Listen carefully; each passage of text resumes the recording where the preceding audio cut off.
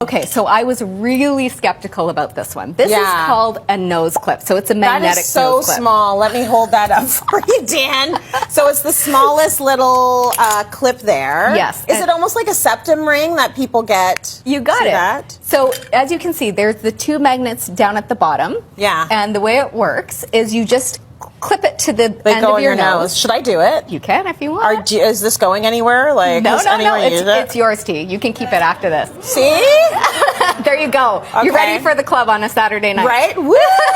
Let's go! Now, what this is supposed to do is the two magnets are supposed to gently pull at the muscles in your nasal cavity. Yeah. So again, it's opening up the airways. Oh. Now, he wore it the first night. Yeah. It didn't work. Yeah. But he fell asleep on the couch yesterday for a little Sunday nap. Yeah. He fell asleep on his back, mouth was open, and he was snoring. I went over, gave him the clip, he put it on. Yeah.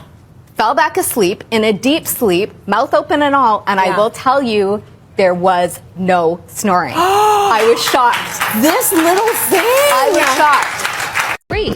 Got a sweet Asian chick, she gon' roll